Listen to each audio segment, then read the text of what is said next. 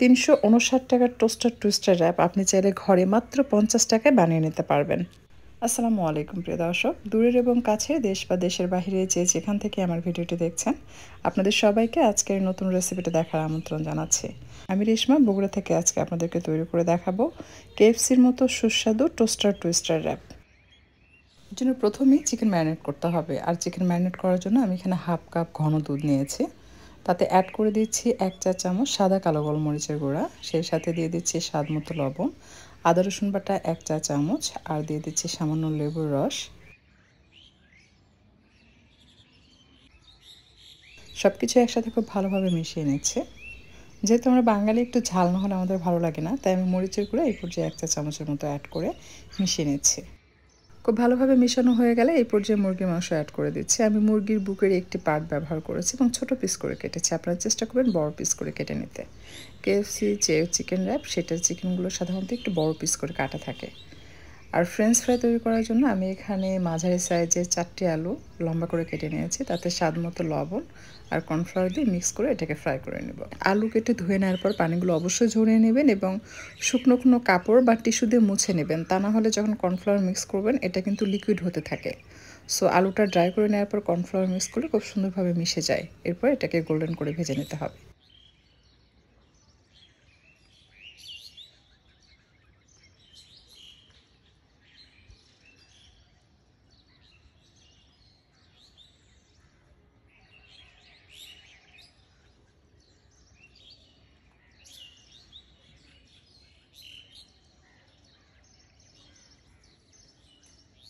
KFC style chicken fry করার জন্য আমি প্রথমে অ্যাড করলাম সাদা কালো গোলমরিচের গুঁড়া, সেই সাথে সামান্য বেকিং পাউডার এবং স্বাদমতো লবণ আর মরিচের গুঁড়া দিয়ে সব কিছু একসাথে মিশিয়ে নেব। খুব ভালোভাবে মিশানো হয়ে গেলে ম্যারিনেট করে রাখা চিকেন সবগুলো এই মিশ্রণের মধ্যে মিশিয়ে ভালোভাবে কোট করে তেলে ভেজে নিতে হবে।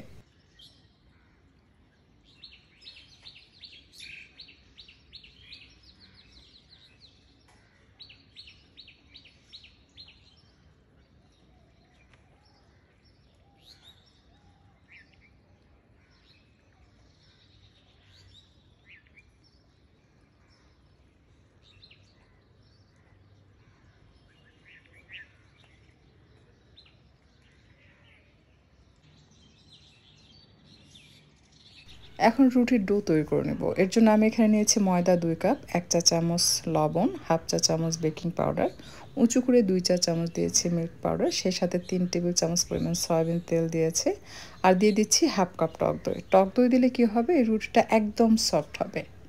অর্থাৎ আপনি যখন এটা কামড় দিবেন, দেখবেন খুব সুন্দর খুলে যাবে। বাট আপনি যদি টক দই না দেন, সেক্ষেত্রে রাবারি টাইপ হয়। তো ওইটা ততটা আসলে ভালো লাগে না, ঠান্ডা হওয়ার পর খেতে ভালো লাগে না। আপনারা এইভাবে ডোটা তৈরি করবেন, তাহলে দেখবেন এই র্যাপটা খেতে খুব ভালো লাগবে। তো এটা আপনার চাইলে রুটির মতো করে গোল করে তৈরি করতে পারবেন, আবার পরোটার যে চারকোনা ভাঁজ করে তৈরি করা যায় সেভাবেও তৈরি করে নিতে পারবেন। খুব ভালোভাবে এটা যখন মিক্স করা হয়ে যাবে, আগে হাত দিয়ে চেপে চেপে মিক্স করতে যাবেন না, তাহলে পানি মেশানোর সময় ভালোভাবে মিশতে চায় না, দলা দলা হয়ে থাকে। তাই প্রথমেই চামচের সাহায্যে মিক্স করে নেবেন, তারপর নর্মাল পানি অ্যাড করবেন অথবা হালকা গরম পানি অ্যাড করতে পারবেন। অল্প পরিমাণ, যেহেতু টক দই ব্যবহার করেছি তাই পানি খুব বেশি লাগবে না, অল্প একটু লাগবে। জাস্ট দিয়ে এটাকে খুব ভালোভাবে মেখে নিতে হবে।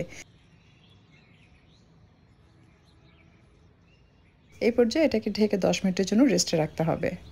মেয়োনিজ তৈরি করার জন্য আমি একটি ডিম নিয়েছি এবং তাতে গুঁড়া দুধ অ্যাড করে দিলাম 2 চা চামচ ভর্তি করে, অর্থাৎ 2 টেবিল চামচের মতো হবে।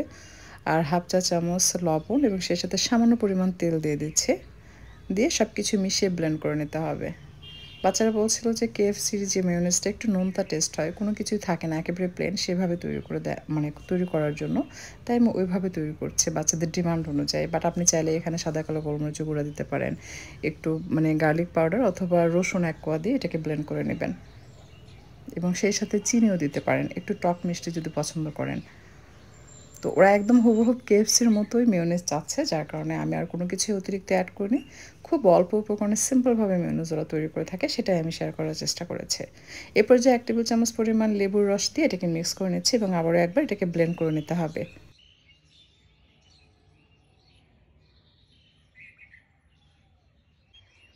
খুব ভালোভাবে ব্লেন্ড করার পর এটা দেখতে এরকম হবে। এটা অনেকটা ক্রিমের মতো দেখায়, একদম প্লেন।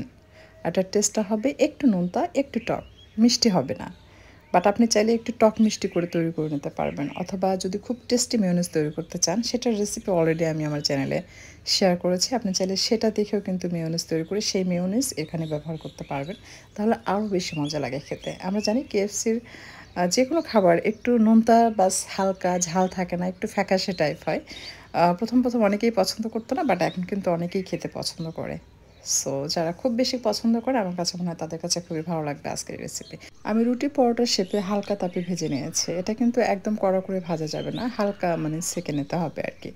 এরপর আপনি আপনার পছন্দ মতো এর ভিতরে যা খুশি তাই দিয়ে এটাকে র্যাপ করে নেবেন। আমি দিয়েছি just mayonnaise, tomato sauce, chicken, French fry আর পেঁয়াজ কুচি দিয়ে এটাকে রোল করেছি। আর এটা ভাজার সময় যেন খুলে না যায় তাই টুথপিক দিয়ে এটাকে লক করে দিতে হবে।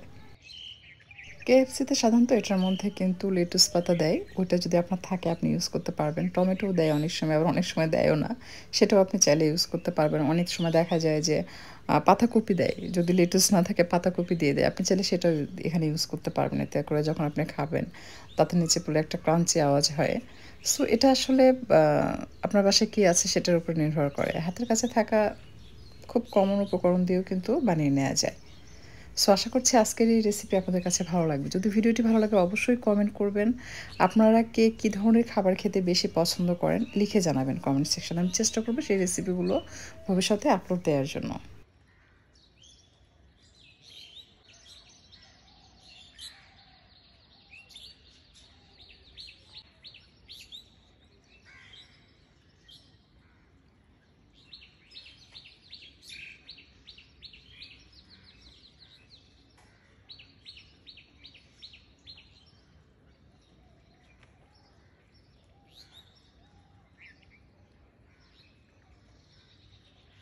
সবগুলো আমি তৈরি করে নিয়েছি। আপনি চাইলে কিন্তু এটাকে প্লাস্টিক র্যাপার দিয়ে র্যাপ করে নরমাল ফ্রিজে ২-৩ দিনের জন্য সংরক্ষণ করে রেখে দিতে পারবেন।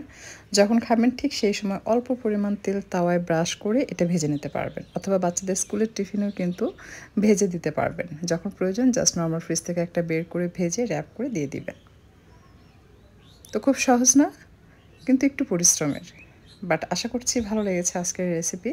কেননা আপনি যখন এটা কেএফসি থেকে কিনে খাবেন তখন আমাদের বগুড়ায় কিন্তু এটার একটার প্রাইস ৩৫৯ টাকা।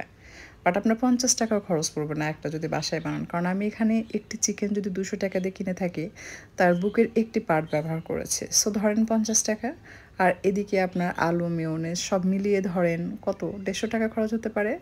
টোটাল যদি আপনি ২০০ টাকাও ধরেন তাও কিন্তু আপনি ৫টি বানিয়ে নিতে পারছেন। তার মানে একটা বানাতে আপনার ৫০ টাকাও খরচ হচ্ছে না।